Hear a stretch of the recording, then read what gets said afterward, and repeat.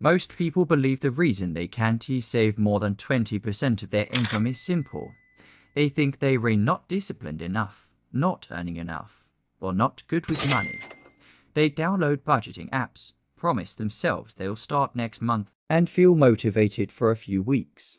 But somehow, no matter how much their salary increases, their savings rate hits an invisible wall. It slows down, then stops.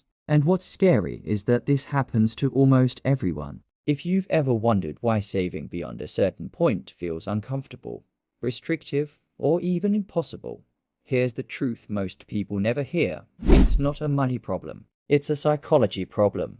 Your brain is quietly designed to protect comfort, not build wealth.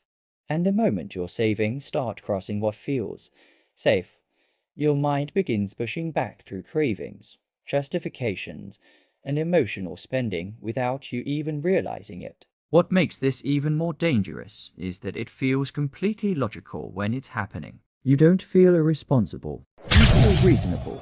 You tell yourself you deserve a little reward, that life should be enjoyed, that saving 10 or 20% is already better than most people. And technically, that's true. But that's exactly how the trap works. The brain loves averages. It loves blending in. It loves staying just comfortable enough to avoid stress. So instead of helping you move forward, it creates a financial comfort zone that quietly caps your progress. In this video, we're not going to talk about cutting coffee, extreme budgeting, or hustling harder. We're going to uncover the psychological forces that decide how much you save before you ever make a single financial choice. Once you see how this invisible limit is formed, you'll realize that breaking past it has very little to do with willpower and everything to do with how your mind interprets money, security, and identity. This is Money Uncovered. And today, we're exposing the mental ceiling that keeps people saving just enough to survive, but never enough to truly get ahead. Most people think saving money is a math problem. Earn more, spend less, save the rest. Simple, but if it were really that easy, more people would be wealthier. The truth is, your savings rate has very little to do with numbers and everything to do with how safe your brain feels. Deep down, your mind is constantly scanning for danger, discomfort, and uncertainty. And oddly enough, saving too much money triggers all three. When you save around 10 to 20%, your brain feels balanced. You still get to enjoy life, maintain your routines, and feel normal. But the moment you try to save more, something shifts. Life starts to feel tighter. Choices feel limited. Freedom feels threatened. The discomfort isn't random, it's your brain protecting what it believes is survival. Humans evolved to prioritize present safety over future gain. Thousands of years ago, saving too much food instead of consuming it could actually be dangerous. That ancient wiring still exists, just in a modern form. Your brain doesn't see a growing savings account as progress. It sees reduced spending as restriction. So without you realizing it, it starts nudging you back toward what feels familiar. A little spending here, a small upgrade there, a reward you earned. This is why saving more feels unnatural at first. Not because you're bad with money, but because you're fighting against millions of years of psychological conditioning designed for survival, not wealth. One of the strongest forces controlling your savings behavior is something psychologists call loss aversion. Your brain experiences loss almost twice as intensely as gain. That means losing $100 feels far more painful than gaining $100 feels good.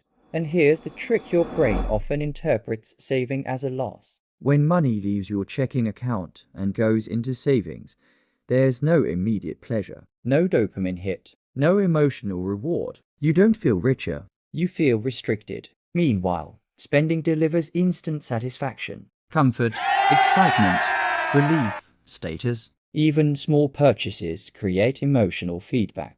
Over time, your brain learns a dangerous lesson. Spending feels good, saving feels bad. So once your savings rate reaches a level where spending starts to feel limited, your mind pushes back. It creates justifications. I'll save more next month.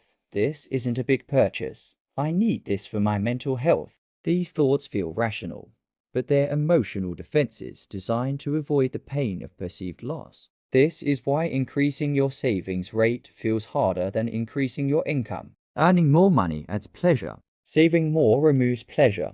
And your brain will always resist pain before it resists logic. Until you understand this, you lines keep blaming yourself for a problem that isn't caused by laziness or lack of discipline. Another hidden reason you struggle to save more than 20% is identity. Most people don't manage money based on logic. They manage it based on who they believe they are. Your lifestyle isn't just how you live, it's how you see yourself. The car you drive, the phone you use, the places you go, the way you spend on weekends. These things become part of your identity. And saving more money threatens that identity. When you try to cut back or save aggressively, it feels like you're becoming someone else. Someone less successful, less free, less respected. Even if no one says anything, your mind fills in the gaps. What if people think I'm cheap? What if I'm falling behind? What if this means I'm not doing as well as I thought? So, instead of upgrading your financial future, you protect your current image. This is why many people increase their lifestyle the moment they earn more. Not because they need to, but because their identity demands it. Saving more would mean admitting that comfort today isn't the same as security tomorrow.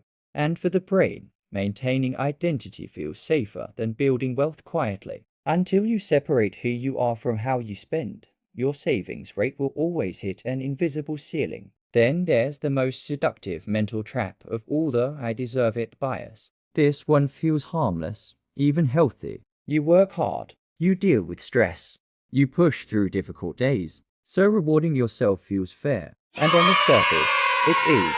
But here's the psychological twist. Your brain rewards effort, not results. It doesn't care whether your future is secure. It cares that today feels justified. So every tough day becomes a reason to spend.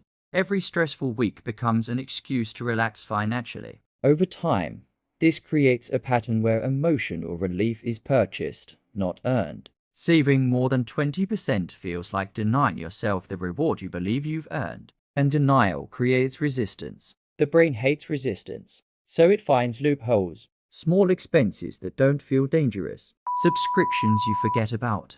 Lifestyle upgrades that feel reasonable. None of these feel irresponsible in isolation, but together, they quietly cap your ability to save. The scariest part is that you don't feel reckless, you feel balanced. That's why this trap is so powerful. It doesn't look like self-sabotage. It looks like self-care. There is another reason saving for the future feels so hard. Your brain doesn't emotionally recognize your future self as you. Psychologically, future you is a stranger. 5 years from now feels abstract, distant, and unreal. So when you save aggressively, it feels like you're sacrificing for someone you don't know. Meanwhile, present day, you feels real, urgent, and emotional. That's why short-term desires beat long-term goals almost every time. Your brain prioritizes the person it can feel. This is why retirement, emergency funds, and long-term investments feel less motivating than weekend plans or lifestyle upgrades. It is not because you don't care about your future, it is because your brain struggles to connect with it. Saving more than 20% increases that emotional distance. The more you save, the more you're helping a future version of yourself that doesn't feel real yet. Until the connection is strengthened, your brain will always favor comfort today over security tomorrow. Finally, it's important to understand that modern systems are designed to keep you right where you are. Everything around you encourages spending with zero friction. One-click purchases, automatic subscriptions, buy now, pay later options, social media comparisons. Saving, on the other hand, requires effort, intention, and delayed gratification. That imbalance isn't accidental. The environment constantly nudges you toward comfort, not control. So when you struggle to save more, it's not a personal failure, it's predictable behavior in a system built for consumption. The moment you stop seeing your savings limit as a weakness and start seeing it as psychological programming, everything changes. Wealth isn't built by fighting yourself. It's built by understanding yourself. And once saving more feels normal instead of painful, money stops being stressful and starts becoming quiet power. That is what we uncover on Money Uncovered, because the real battle with money isn't in your bank account. It's in your mind. If you've made it this far, here is the most important thing to remember. Your struggle to save more than 20% was never a personal failure. It was never about laziness, lack of discipline, or not earning enough. It was your mind doing exactly what it was designed to do: protect comfort, avoid pain, and keep life feeling familiar. The moment you understand that, the shame disappears. And once the shame is gone, real change becomes possible. Saving more money isn't about forcing yourself to suffer or cutting joy out of your life. It's about slowly shifting what feels normal. When your brain stops seeing saving as loss and starts seeing it as security, control, and freedom, wealth begins to grow quietly in the background. No stress, no burnout, no constant guilt. The people who build real financial stability aren't more disciplined than everyone else. They're just playing a different mental game. They don't fight their psychology, they design around it. And that's the kind of truth we focus on here. On Money Uncovered, we break down the hidden rules, mental traps, and silent behaviors that decide your financial future long before you ever touch your wallet. If this video changed the way you think about saving, imagine what understanding the rest of your money psychology can do for your life. Subscribe to Money Uncovered and join a community that is done blaming itself and started thinking clearly about money. Because once you uncover how your mind really works, money stops controlling you and starts working for you.